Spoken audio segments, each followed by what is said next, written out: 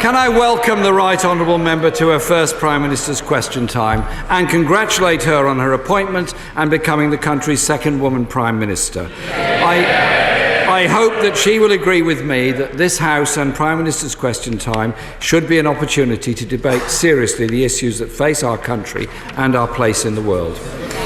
On the steps of Downing Street, she talked very eloquently about fighting burning injustice. Yet, Mr. Speaker, her last act as Home Secretary was to shunt the Orgreave inquiry into the long grass. The Advocate General told the House of Lords that the IPCC told Home Office officials that if it announced any action to set up an inquiry or other investigation relating to Orgreave, it would have an impact on the Hillsborough investigation. The IPCC disputes that account. I hope Parliament wasn't misled, and will the Prime Minister now proceed with a full public inquiry into the terrible events at Orgreave? Well, can I thank the Right Honourable Gentleman for the welcome that he has given me? Can I say to him, he refers to me as the second woman Prime Minister. In my years here in this House, I've long heard the Labour Party asking what the Conservative Party does for women. Well,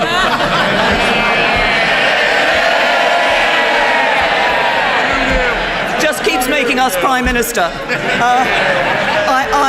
I welcome the comments he's made about Prime Minister's questions. We do debate serious issues in Prime Minister's questions. I look forward to the exchanges he and I will have, and I hope we will be having those exchanges over this dispatch box for many years to come.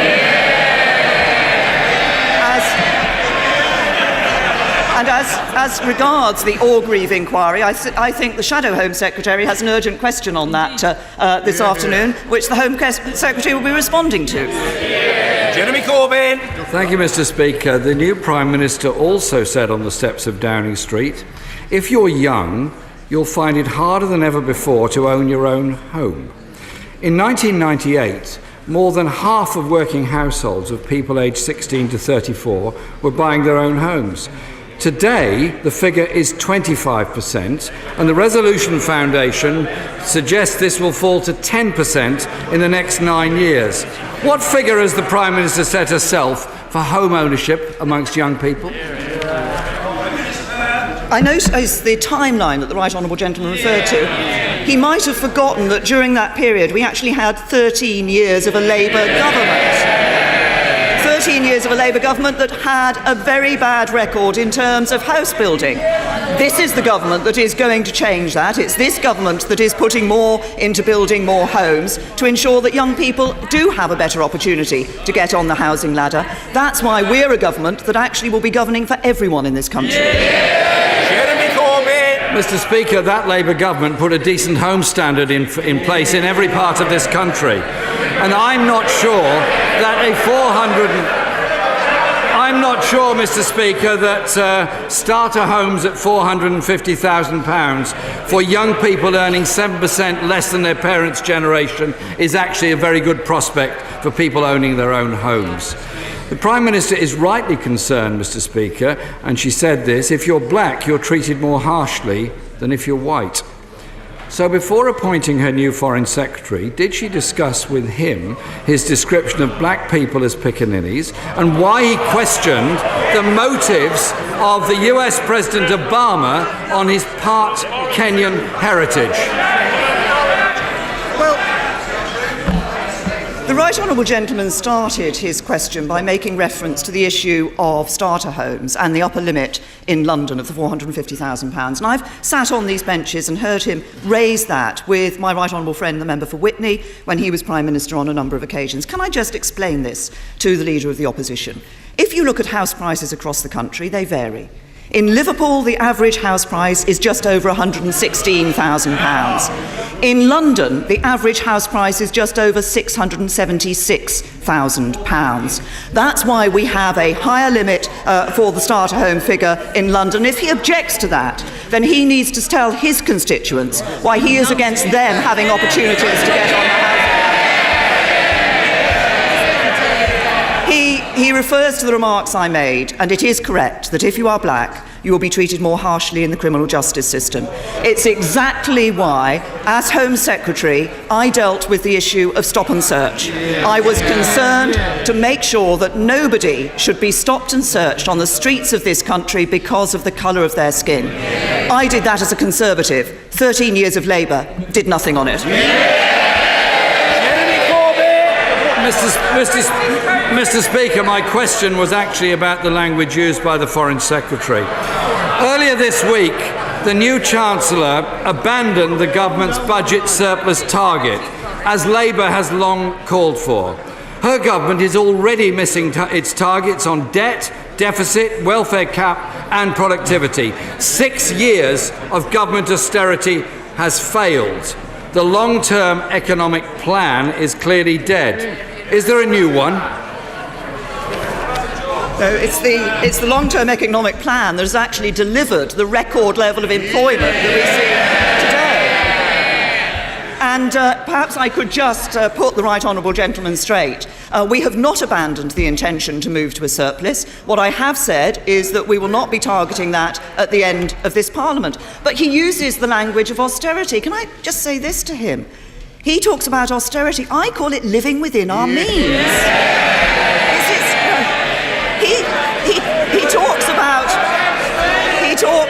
He talks about austerity, but actually it's about not saddling our children and grandchildren with significant debts to come. And it's not about austerity, it's about ensuring we have an economy that works for everyone. Mr. Speaker, jobless claims have risen for the 4th month in a row. Welfare claims have risen as well. Austerity actually means people being poorer, services being cut, and local facilities being closed. In her speech on the steps of Downing Street, she also addressed insecure workers, saying you have a job, but you don't always have job security. Does that mean to those people that are worried about their future in work, I'm talking of the people that sent us here to serve them. Does that mean that she's proposing to scrap the employment tribunal fees, repeal the Trade Union Act, or ban zero-hours contract, as more than a dozen European nations have already done? That would help to give greater job security to many very worried people in this country. Again, I say to the right honourable gentleman, yes, I did say that on the streets of Downing Street, and I think it's very important that here in this House we consider not only what might be called the more obvious injustices, but actually consider the life for those people for whom they are in work but struggling to make ends meet. It's essential. That's one of the things that the government has actually raised the threshold at which people start to pay income tax, for example. But it's also about making sure that we have more well-paid jobs in this country, which is also what the government is doing. But he refers, I'm interested that he refers to the situation of some workers who might have some job insecurity and potentially unscrupulous bosses. I suspect that there are many members on the opposition benches who might be familiar with an unscrupulous boss. A boss who doesn't listen to his workers, a boss who requires some of his workers to double their workload, a boss, and maybe even a boss who exploits the rules to further his own career. Remind him of anybody?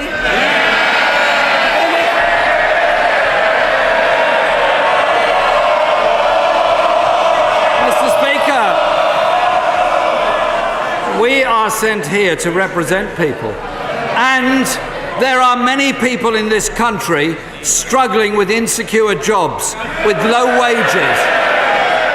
I know this is very funny for all Conservative members, but I do not suppose there's too many Conservative MPs who have to go to a food bank in order to supplement their family table every week. I think we should reflect on those things. The Prime Minister highlighted the failures of her predecessor on social justice, home ownership, education and the cost of living.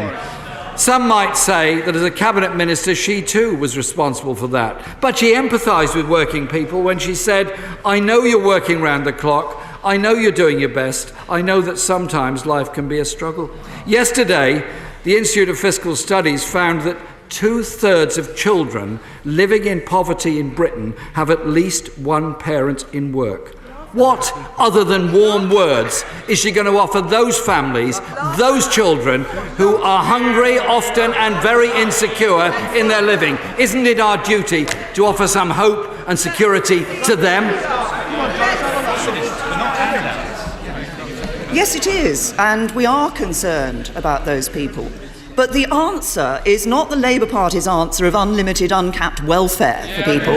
The answer to people who are in work and who are struggling in work, and the answer to those people who want to get into work, is to have a strong economy, an economy that delivers jobs and that delivers well-paid jobs. And that's why I can assure the Right Honourable Gentleman that on this side of the House, we are focused on building a country that works for everyone. That's an economy that ensures that everyone can benefit from the nation's wealth, a society where everyone gets the opportunities they deserve, and a democracy that everyone can have faith in. And finally, I would just say to the Right Honourable Gentleman, the Labour Party may be about to spend several months of fighting and tearing itself apart. The Conservative Party will be spending those months bringing this country back together.